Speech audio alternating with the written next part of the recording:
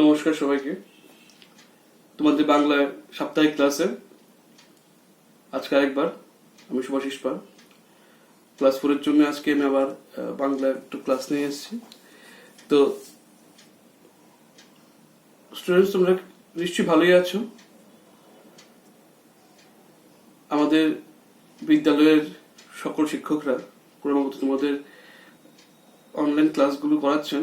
আশা করি সবাই তোমরা উপকৃত হচ্ছ। তোমাদের বিভিন্ন ধরনের প্রশ্নগুলো তোমরা অবশ্যই আমাদের সঙ্গে ফোনে বা আমাদের এই সোশ্যাল মিডিয়া প্ল্যাটফর্মে আমাদের জিজ্ঞেস করবে, কোনো ডাউট রাখবে না। প্রশ্ন করে করে তোমাদের নিজস্ব যে ডাউটগুলো আছে সেগুলোকে তোমাদের নিবৃত্তি করতে হবে। কেননা এখন তো স্কুল বন্ধ আছে, আর আমাদের ফেস টু ফেস বা ডাইরেক্ট ইন্টারাকশনগুলো যেরকম সুন্দর মতো হয়, নিজেদের সন্দেহগুলো দূর করা যায়, পড়াশোনার ঘাটতিগুলো, সেগুলো কিন্তু অনলাইন ক্লাসে একটু সমস্যা হয়ে যায়, একতরফা হয়ে যায় জিনিসটা। তাই তোমাদের বলছি, তোমাদের যা যা ডাউট থাকবে আমাদের সঙ্গে অবশ্যই যোগাযোগ করবে। তো আজকে আমি বাংলার ক্লাস 4 বাংলার যে নতুন অধ্যায়টা শুরু করছি বা নতুন যে পার্টটা আলোচনা করবো, সেটার আগে তোমাদের দুটো প্রশ্ন করতে চাই আমি। আচ্ছা, তোমরা তো নিশ্চয়ই গৌতম বুদ্ধের নাম শুনেছো, সবাই শুনেছো, আমি শিওর। গৌতম বুদ্ধ, যিনি বুদ্ধ ধর্মকে প্রতিষ্ঠা করেছিলেন, পৃথিবীতে বুদ্ধ ধর্মের প্রচার করেছেন। তো তোমরা কি জানো ওনার বাল্য জীবনে বা প্রাথমিক জীবনে ওনার কি নাম ছিল? হ্যাঁ, অনেকে নিশ্চয়ই ধরতে পেরেছো, ওনার নাম ছিল সিদ্ধার্থ গৌতম। সিদ্ধার্থ গৌতম ছিল ওনার বাল্য জীবনের নাম। তো সেই সিদ্ধার্থ গৌতমের বাল্য জীবনের বা প্রাথমিক জীবনে, বলো বাল্য জীবন বলবো না, প্রাথমিক জীবনের একটা গল্প নিয়ে আমাদের আজকে যে আলোচনা, সেটা হচ্ছে গিয়ে সিদ্ধার্থের গৃহত্যাগ। বুদ্ধ হওয়ার আগে, গৌতম বুদ্ধ হওয়ার আগে উনি যখন সিদ্ধার্থের রাজকুমার ছিলেন, ওনার গৃহত্যাগ সংক্রান্ত একটি কাহিনী নিয়ে আমাদের আজকে যে আলোচনা, ঠিক আছে? এই গল্পটি বা যে রচনাটি যিনি নিয়ে করেছেন, লিখেছেন, উনি হচ্ছেন গিয়ে অবনীন্দ্রনাথ ঠাকুর। আমি একটু ওনার বিষয়ে একটু আলোচনা করতে চাই। উনি কে ছিলেন, অবনীন্দ্রনাথ ঠাকুর কে ছিলেন, বা ওনার সম্বন্ধে, ওনার বিষয়ে একটু বলবো। কেন? কারণ আমাদের রবীন্দ্রনাথ ঠাকুর বা অবনীন্দ্রনাথ ঠাকুরের মধ্যে সম্পর্কটা কি, ওনাদের মধ্যে কি কি আছে বা কি পরিচিতি আছে, সেটা আমাদের একটু জানা দরকার। অবনীন্দ্রনাথ ঠাকুর হচ্ছেন গিয়ে বিখ্যাত লেখক তথা ওই ঠাকুর পরিবারেরই একজন সদস্য। রবীন্দ্রনাথ ঠাকুরের খুড়তুতো ভাই গুণেন্দ্রনাথ ঠাকুরের ছেলে। রবীন্দ্রনাথ ঠাকুরের সঙ্গে ওনার বয়সের পার্থক্য মাত্র 10 বছরের। মাত্র ওনার জন্ম হয়েছিল 1871 খ্রিস্টাব্দে। ওই ঠাকুর পরিবারে জন্ম হয়েছিল। তিনি ট্রেডিশনাল বাড়িতে যে পড়াশোনা হতো, সবাই গৃহস্থ কাছে পড়তেন, উনিও বাড়িতে পড়াশোনা করেছেন। বাট কিন্তু ওনার বেশি ঝোঁক ছিল এই, মানে কি বলবো এটাকে, চিত্রশিল্প অঙ্কনে। মানে উনি ড্রয়িং করতে খুব পছন্দ করতেন এবং তিনি শ্রেষ্ঠ চিত্রশিল্পীর সম্মানও পেয়েছেন। পাশাপাশি ওনার লেখাও ভীষণ ভীষণ দক্ষ ছিলেন লেখাতে। ওনার অনেকগুলো গল্প, অনেক প্রবন্ধ, অনেক নীতিমালা, অনেক গল্প বেরিয়েছে। তো পৃথিবীতে অনেক বই আছে। তো উনি একজন ঠাকুর পরিবারের একজন সঠিক উত্তরাধিকারী। উনি পরবর্তী সময় অনেক বই, ওনার অনেক নাম যশোর ওনার হয়েছে এই আমাদের বাংলায়।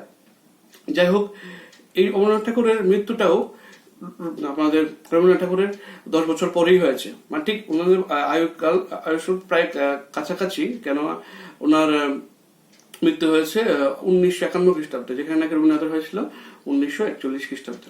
যাই হোক, আজকে আমরা ওনার লেখা, অবনীন্দ্রনাথ ঠাকুরের লেখা সিদ্ধার্থের গৃহত্যাগটা আলোচনা করবো তোমাদের সঙ্গে। কি বিষয়ে এবং কি কি আছে এখানের মধ্যে আমি একটু বলছি। তোমরা নিশ্চয়ই এখন আমার যে কথাগুলো আছে শুনবে, এবং আমি এটাকে একটা স্বরূপ পাঠ করবো। তোমরা বাড়িতে বই দেখে দেখে আমার সঙ্গে কথা মেলাতে পারো, বা পরবর্তী সময় এটাকে পোস্ট করেও শুনতে পারো। তারপর আমি আমার হোমওয়ার্ক পর্যায়ে চলে আসবো। আগে এটা আমি পুরোটা পড়ি, কারণ লাইন টু লাইন না পড়লে, তোমাদের না বুঝিয়ে দিলে এটা একটু অসুবিধা। ঠিক আছে, আমি একটু পুরোটা স্বরূপ পাঠ করবো এখন। ঠিক আছে, ধন্যবাদ। একটু দেখো আমার সঙ্গে। সিদ্ধার্থের গৃহত্যাগ। অবনীন্দ্রনাথ ঠাকুর। সেদিন আষাঢ় মাসের পূর্ণিমা। রাত তখন গভীর। রাজপুরে সবাই ঘুমিয়ে পড়েছে। আলো নিভিয়ে, গান থামিয়ে সিদ্ধার্থ ডাকলেন, ছন্দক, আমার ঘোড়া নিয়ে এসো। সিদ্ধার্থের চরণের দাস ছন্দক কণ্টক ঘোড়াকে সোনার সাজ পরিয়ে অর্ধেক রাতে রাজপুরে নিয়ে এলো। সিদ্ধার্থ সেই ঘোড়ায় চড়ে চলে গেলেন অনামা নদীর পারে। পিছনে অন্ধকারে ক্রমে মিলিয়ে গেল কপিলাবস্তুর রাজপুরী। সামনে দেখা গেল পূর্ণিমার আলোয় আলোময় পথ। ছন্দক চলেছে কপিলাবস্তুর দিকে। সিদ্ধার্থের মাথার মুকুট, হাতের বালা, গলার মালা, কানের কুণ্ডল আর সেই কণ্টক ঘোড়া নেই। আর সিদ্ধার্থ চলছেন পায়ে হেঁটে নদীর পার হয়ে বনের দিকে তপস্যা করতে, দুঃখের কোথায় শেষ তাই জানতে।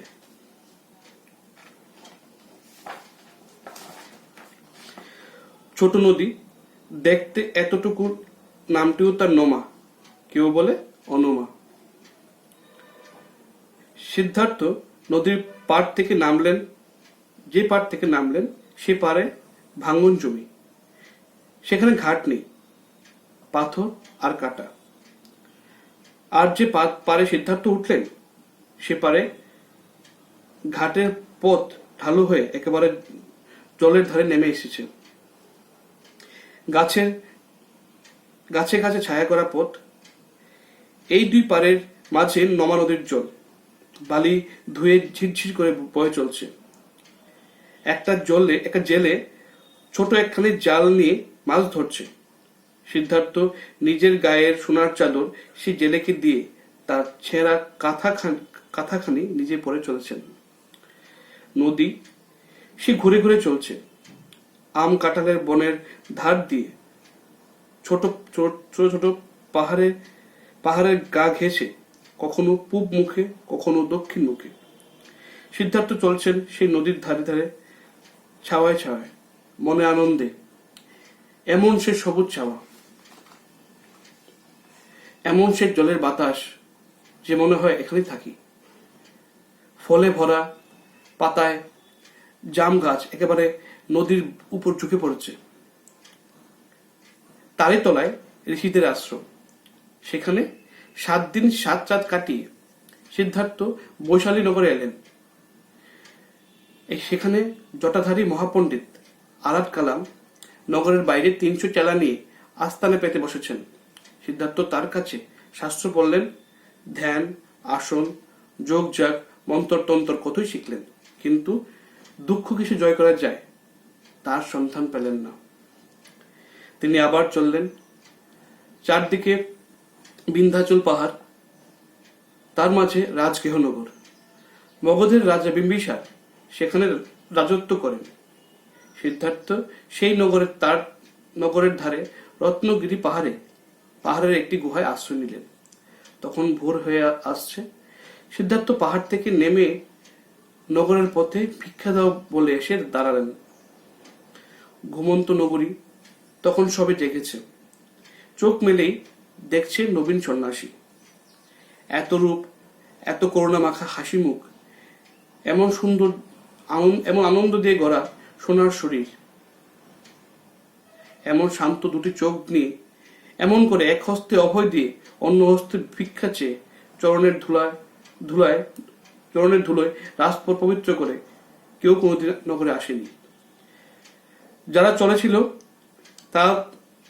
তাকে দেখে তারা ফিরে এসেছে। ছেলে খেলা ফেলে তার কাছে দাঁড়িয়ে আছে। মেয়েরা ঘুমটা খুলে তার দিকে চেয়ে আছে। তাকে দেখে কারোর ভয় হচ্ছে না, লজ্জা করছে না। রাজা বিম্বিসার রাজপথে এসে দাঁড়ালেন। তাকে দেখতে, তার হাতে ভিক্ষা দিতে। দোকানি চাচ্ছে দোকান লুটিয়ে দিয়ে তাকে ভিক্ষা দিতে। পশারি চাচ্ছে পশা খালি করে দিয়ে তাকে ভিক্ষা দিতে। সে নিজে ভিখারি, সেও তার ভিক্ষার ঝুলি যে নিচে ভিখারি সেও তার ভিক্ষার ঝুলি শূন্য করে তাকে বলছে, ভিক্ষা না গো, ভিক্ষে নাও। ভিক্ষে সিদ্ধার্থের 2 হাত ভরে গেছে, কিন্তু ভিক্ষি দিয়ে তখনও লোকের মন ভরেনি। তারা মনে মুক্ত, সোনা, রূপ, ফুল, ফল, চাল, ডাল স্তূপাকারে এনে সিদ্ধার্থের পায়ের কাছে রাখছে। তারা নিষেধ মানবে না, মানা শুনবে না। এ হচ্ছে কি সিদ্ধার্থের যে গৃহত্যাগ, এই গল্পটুকুর মধ্যে আমি বললাম এটা একটা অংশ। এই সিদ্ধার্থের গৃহত্যাগটা একটা বড় গল্পের ছোট অংশ, যেটা লিখেছিল অবনীন্দ্রনাথ ঠাকুর। তো আমরা আজকে পুরোটার একটা স্বরূপ পাঠ করলাম, ঠিক আছে? আমি পরবর্তী তারপর আমরা বলছি কি করবো। একটু আমি তোমাদের সঙ্গে একটু এই যে সিদ্ধার্থের গৃহত্যাগ গল্পটি আছে সেটা একটু আমি তোমাদের সঙ্গে লাইন টু লাইন একটু আলোচনা করি, তোমাদের বুঝিয়ে দিই, তো যাতে তোমাদের বুঝতে অসুবিধা না হয় শব্দগুলো বা লাইনগুলো অর্থ কি। সেদিন আষাঢ় মাসের পূর্ণিমা, তখন গভীর রাত তখন গভীর, সবাই ঘুমিয়ে পড়েছে। আলো নিবে, গান থামিয়ে সিদ্ধার্থ ডাকলেন, ছন্দক আমার ঘোড়া নিয়ে এসো। সিদ্ধার্থ আষাঢ় মাসের পূর্ণিমা গভীর রাত্রে, যখন সব রাত্রে সবাই ঘুমিয়ে আছে, তার যে চরণের দাস ছন্দক তাকে বলছে, তুমি আমার ঘোড়া নিয়ে আসো। ঘোড়াটার নাম হচ্ছে কি কণ্টক। সোনার শ্বাস পরিয়ে অর্ধেক রাতে রাস পরে নিয়ে এলো। সিদ্ধার্থ সেই ঘোড়ায় চড়ে অনামা নদীর পারে, পেছনে অন্ধকার ক্রমে মিলে গেল কবিবস্তু আসবে, সামনে দেখা গেল পূর্ণিমা আলো, আলোময় পথ। বলছে তখন তিনি রাজপথ থেকে, রাজবাড়ি থেকে সেই ঘোড়া নিয়ে, কণ্টক ঘোড়াটা নিয়ে তিনি বেরিয়ে গেছেন, এবং সঙ্গে আছেন ছন্দক, তার চরণের দাস। ছন্দক চলছে কপিলবস্তুর দিকে। সিদ্ধার্থের মাথার মুকুট, হাতের বালা, গলার মালা, কানের কুন্তল, আর সেই কণ্ঠ ঘোড়া নিয়ে সিদ্ধার্থ পায়ে হেঁটে চলছেন, ঠিক আছে? বনের দিকে এগিয়ে যাচ্ছেন তপস্যা করতে। লাইনটা তুমি ভালো করে লক্ষ্য করলে বুঝতে পারবে। ছন্দক চলছে কপিলা বস্তুর দিকে, ঠিক আছে? যেখানে নাকি সিদ্ধার্থ মাথার মুকুট, হাতের বালা, গলার মালা, কানের কুন্তল, ঘোড়া, সেগুলো তার কাছে এই ছন্দর কাছে দিয়ে দিয়েছে, এবং সে নিজে পায়ে হেঁটে নদী পার হয়ে তপস্যা করতে যাচ্ছেন নদীর দিকে। নদী পার হয়ে বনের দিকে যাচ্ছেন, কেন? দুঃখের কোথায় শেষ এটা ছেড়ে জানতে, ঠিক আছে? তিনি কিন্তু ওইগুলোকে বহন করেননি, মানে তার সঙ্গে যে ছিল কানের কুন্তল, সেগুলো, বা এই যে মাথার মুকুট ছিল, হাতের বালা ছিল, সেগুলো উনি কিন্তু নেননি। ছোট নদী দেখতে এতটুকু, নামটিও তার নমা, কেউ বলে অনুমা, কেউ বা ডাকে অনুমা। সিদ্ধার্থ নদীর পার থেকে নামলে সে ভাঙন জমি, সেখানে ঘাট নেই, পাথর আর কাটা। আর যে পারে উঠলেন সে পারে হচ্ছে ঘাটের পথ ঢালো হয়ে একবার জলে জলে নেমে গেছে। দৃষ্টি লক্ষ্য করলে বুঝতে পারবে সিদ্ধার্থ যেই ঘাট দিয়ে নামছেন সেই ঘাটে কোনো ঘাট, যে পাড় দিয়ে নামছে সেখানে কোনো ঘাট নেই, সেখানে কি আছে? কাটা আছে, ভাঙন জমি, মানে অনেক কষ্ট করতে হয়েছে।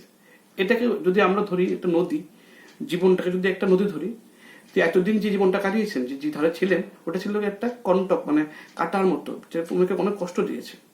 তিনি এবার যেই ধার দিয়ে উঠলেন, সেই ধারটা কি? মসৃণ, মানে নদীর পাড় থেকে আস্তে আস্তে সমতল, মানে একদম হয়ে মসৃণ হয়ে চলে এসছে। ওটা পায়ে হেঁটে উপরে ওঠা যায়, ঠিক আছে? একদম বেঁকে এসছে, তাতে তার উঠতে কোনো অসুবিধা হয়নি। মানে এটা একটা প্রতীকী বলতে পারি আমরা, যে আগের যে জীবন থেকে উনি এই নদীটার মাধ্যমে, এই কণ্টকপূর্ণ জীবন থেকে উনি একটা শান্তির খোঁজে, শান্তির দিকে উনি এগিয়ে এসছেন, ঠিক আছে? গাছে গাছে ছায়া করা পথ, এই দুই পারের মাঝে নমা নদীর জল বালি ধুয়ে ছিটছি করে বয়ে চলছে। একটা জেলে ছোট একখানি জাল নিয়ে মাছ ধরছে। সিদ্ধার্থ নিজের গায়ে সোনার চাদর সেই জেলেকে দিয়ে তার ছেঁড়া খাতাখানি নিয়ে নিজে পড়ে চলছে। সিদ্ধার্থ যে রাজপুত্র জীবন কাটাচ্ছিলেন, সেখানে তিনি মনের মধ্যে শান্তি পাচ্ছিলেন না। উনি সবসময় দুঃখের কোথায় শেষ, কোথায় গেলে শান্তি পাবেন, সে এটা সন্ধান করছিলেন। মানে ওনার মধ্যে একটা অতৃপ্তি বা একটা অশান্তি ছিল। উনি সাধারণ জীবনযাপন মাধ্যমে শান্তি সন্ধান করবেন সেই উদ্দেশ্যে যে বাড়ি থেকে বেরিয়ে গেছেন আজকে। সেখানে দেখা যাচ্ছে তিনি জেলে একটা দেখছেন, জেলে মাছ ধরার জন্য জাল নিয়ে মাছ ধরছে। সেখানে তার নিজের সোনার চাদর, যে সোনার যে চাদর আছে সে চাদরটা ওই জেলেকে দিয়ে তার ছেঁড়া কাঁথাখানি তার থেকে নিয়ে নিজে পরে চলেছেন। নদী সে ঘুরে ঘুরে চলছে, আম কাঁঠালের বনের ধার দিয়ে ছোট ছোট পাহাড় গা ঘেঁষে কখনো পূব মুখে কখনো দক্ষিণ মুখে সিদ্ধার্থ চলছেন সে নদীর ধারে ধারে ছাওয়ায় ছাওয়ায় মনের আনন্দে। এমন সে সবুজ ছাওয়া, মানে উনি মনের আনন্দে এই যে সবুজ বনানি তার মাঝখান দিয়ে উনি এগিয়ে চলছেন। এমন সে জলের বাতাস যে মনে হয় এখানেই থাকি। খুব মনে আনন্দেই উনি আছেন। বাড়ি থেকে বেরিয়ে গেছেন, এটা মনে করার কোনো কারণ নেই যে উনি বাড়ি থেকে বেরিয়ে গেছেন মানে খুব একটা খুব কষ্ট আছেন উনি। এই বন জঙ্গল বা এই যে পরিবেশ, মনোরম পরিবেশ, উনি খুব শান্তিতে আছেন। এই ঝিরঝিরা জল বইছে বা এই যে মনোরম বাতাস খুব মনে শান্তি দিয়েছে ওনাকে। শান্তি মানে খুব আনন্দ, মনে একটা তৃপ্তি এসছে। ফলে ভরা পাতায় জাম গাছ একেবারে নদীর উপর ঝুঁকে পড়ছে। তাই তলা ঋষিদের আশ্রম। সেখানে 7 দিন 7 রাত কাটিয়ে সিদ্ধার্থ বৈশালীনগরে এলেন। 7 দিন 7 রাত্র ঋষিদের আশ্রমে কাটিয়ে সিদ্ধার্থ বৈশালীনগরে এলেন। সেখানে বৈশালীনগরে কে আছে? সেখানে আছে জটাধারী মহাপণ্ডিত আরাট কালাম।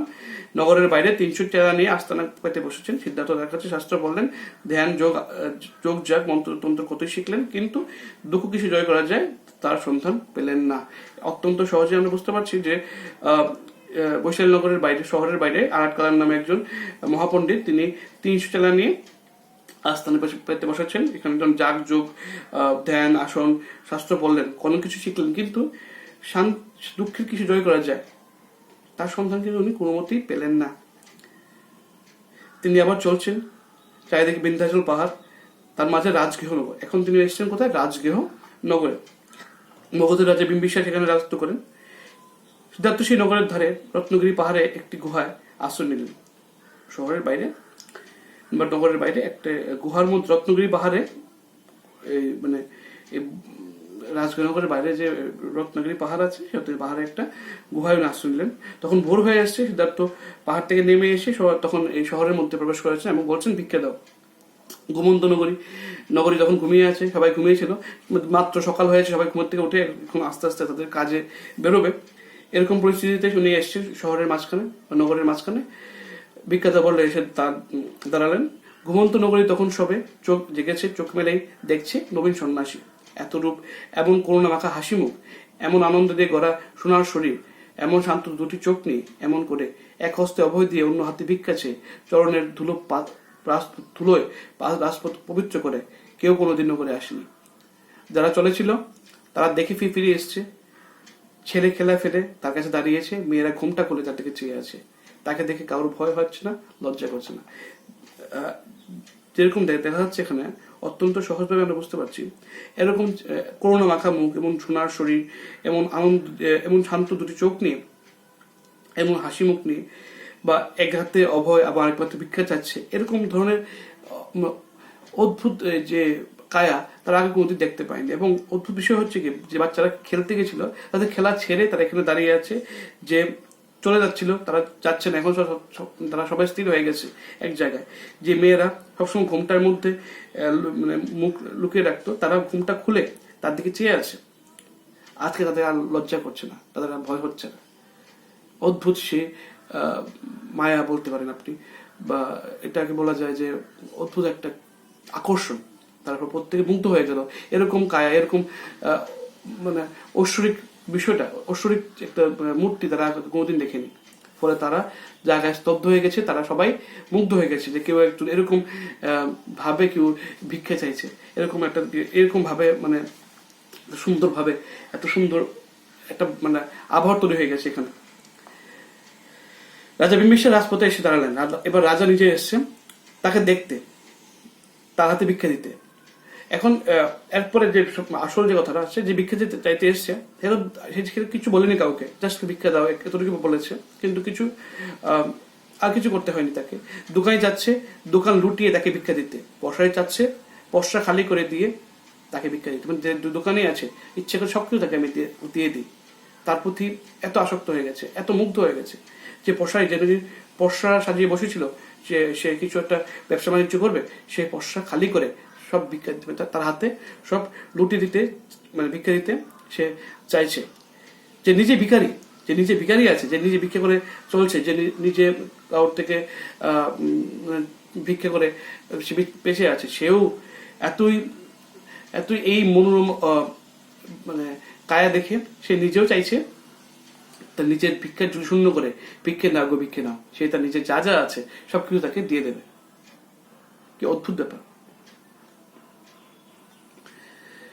ভিক্ষে সিদ্ধার্থের 2 হাত ভরে গেছে, কিন্তু ভিক্ষে দিয়ে তখন লোকের মন ভরেনি। তারা মণিমুক্ত সোনার উপর ফুল ফল চাল ডাল স্তূপাকারে এনে সিদ্ধার্থের পায়ের কাছে রাখছে। তারা নিষেধ মানবে না, মানা শুনবে না। অদ্ভুত কথা দেখো, তারা প্রত্যেকে যারা নাকি নিজেদের যে ভিক্ষা করছে, সে নিজে পর্যন্ত তার নিজের ভিক্ষার ঝুলি উজাড় করে দিয়েছে। কি সে মায়া, কি সেই মানে কি ভালোবাসা বলবো, মায়া বলবো না, এটা ভালোবাসা। কি ধরনের মানুষ মুগ্ধ হয়ে গেলে পরে কি ধরনের শ্রদ্ধা বা কি ধরনের মনের আকুতি থেকে বা শ্রদ্ধা থেকে এরকম করতে পারে, অদ্ভুত বিষয়। দেখো সিদ্ধার্থের 2 হাত ভরে গেছে, এখন তারা সোনা রূপো ফল মূল যা চাল ডাল যা চাইছে, যা ছিল সবকিছু তার কাছে সবাই লুটিয়ে দিচ্ছে। সিদ্ধার্থের 2 হাত ভরে গেছে, কিন্তু ওই যারা নাকি দিচ্ছে তাদের কিন্তু মনটা ভরেনি। ঠিক আছে, তোমরা বুঝতে পারছো? এইভাবেই এই গল্পটা শেষ হয়ে গেছে। আশা করি সবাই তোমরা বুঝতে পেরেছো। সিদ্ধার্থ তার আগের যে কষ্টকর জীবন থেকে এখন সে সন্ন্যাসী বা যে বলবো এটাকে সন্ন্যাসী জীবন চলে এসেছে, যেখানে তাকে ভিক্ষা করে সে বাঁচবে। সে ছিল একজন রাজপুত্র, যে রাজপুত্র জীবন থেকে একজন সাধারণ সন্ন্যাসীর জীবনে উনি চলে এসেছেন। আর এটাই ছিল এই গল্পের মূল বিষয়। আমি চেষ্টা করেছি তোমাকে লাইন টু লাইন বুঝিয়ে দিতে। তোমাদের এখন একটু হোমওয়ার্কটা নিয়ে আলোচনা করি। আজকে অনেকটা গল্প ছিল, তোমাকে লাউড রিডিং করতে বাড়িতে বা সাইলেন্ট রিডিং করতে বা সরব পাঠ করতে সময় লাগবে একটু। তোমরা একটু কঠিন শব্দগুলো আছে ভালো করে দেখে এই সরব পাঠগুলো করবে। আশা করি তোমরা সবাই আমার সরব পাঠটা শুনতে পেরেছো বা বুঝতে পেরেছো। এখানে কঠিন শব্দ বলতে সেরকম কিছু নয়, বলতে পারো তবস্য তো আমি কোনো ধ্যান, আর সেরকম কোনো কঠিন শব্দ এখানে বলতে নবীন মানে নতুন, করুণা মাখা মানে দয়া ভরা। আর কি হতে পারে কঠিন শব্দ? পসরা মানে মালপত্র। পশারি হচ্ছে কি দোকানদার যে মালপত্র নিয়ে বসে, সেগুলো হচ্ছে কি পসরা। আর তো সবগুলি সহজ। স্তূপাকার মানে রাশিকৃত, মানে স্তূপাকার অনেকগুলো স্তূপের আকারে, মানে পাহাড়ের একটা বড় একটা মানে পাহাড়ের ছোট্ট একটা ইয়ের মতো হয়ে গেছে আর কি, মানে স্তূপের মতো হয়ে গেছে, স্তূপাকার বলেছে। অত্যন্ত সহজে তোমরা বুঝতে পারছো। তোমরা নিশ্চয়ই এই কঠিন শব্দগুলো বই থেকে মানে পড়ে নেবে। তোমাদের হোমওয়ার্ক হচ্ছে কি বা বাড়ির কাজ হচ্ছে কি এই চ্যাপ্টারে, এটা হচ্ছে কি সারাংশ যেটা আছে বা সারমর্ম বা মূল ভাব যেটা আছে গল্পটা পরে যা যা তুমি বুঝতে পেরেছো, এটা নিজের ভাষায়, আবার বলছি নিজের ভাষায় তোমরা এটাকে লিখে খাতার মধ্যে লিখে আমাকে দেখাবে, যেভাবে তোমরা প্রতি সপ্তাহে দেখাও। আর অনুশীলনের 1-এর মানে যে প্রশ্নগুলো আছে সেখানে মোটামুটি 10-12টা প্রশ্ন আছে। প্রথম প্রশ্ন উত্তরটা এখানে দেওয়া আছে। সিদ্ধার্থ সাক্ষরাজ শুদ্ধধনের পুত্র। এখান থেকে ক থেকে ঠ পর্যন্ত সবগুলো প্রশ্ন, 12টা প্রশ্ন আছে প্রায়, বা 11টা-12টা প্রশ্ন আছে। তোমরা এই প্রশ্নগুলো তো সবাই খাতায় লিখে আমাকে দেখাবে, আর তোমাদের এইটার মূল ভাবটা করবে। আমি এই অধ্যায়ের যে বাকি রচনা ধর্মী বা সংক্ষিপ্ত প্রশ্ন উত্তর বা বাকি যেগুলো আছে সেগুলো নিয়ে আগামী সপ্তাহে আলোচনা করবো। আশা করি সবাই বুঝতে পেরেছো। সবাই হোমওয়ার্কগুলো অবশ্যই করবে, আর নির্দিষ্ট সময় অন্তর অন্তর এই হোমওয়ার্কগুলোকে চেক করে আমাদের স্কুলের যে সোশ্যাল মিডিয়াতে প্ল্যাটফর্ম আছে এখানে পাঠিয়ে দেবে। ঠিক আছে, আশা করি সবাই বুঝতে পেরেছো। যদি কোনো ডাউট থাকে, কোনো সন্দেহ থাকে, অবশ্যই আমাকে ফোন করে বা হোয়াটসঅ্যাপের মধ্যে প্রশ্ন করতে পারো, স্যার এই জিনিসটা কি। আমি তাহলে ওখানেও তোমাদেরকে আমাদের যে যদি কোনো উত্তর দিতে দেওয়ার প্রয়োজন মনে হয়, আমি আরেকটা ভিডিও করে তোমাদের উত্তর দিতে পারবো। সবাই ভালো থাকবে, বাড়িতে থাকবে, সুস্থ থাকবে, হাত বারবার ধুবে এবং সোশ্যাল ডিস্টেন্সটা মেনটেন করবে। ঠিক আছে, ভালো থাকো, আবার দেখা হচ্ছে আগামী সপ্তাহে। ধন্যবাদ।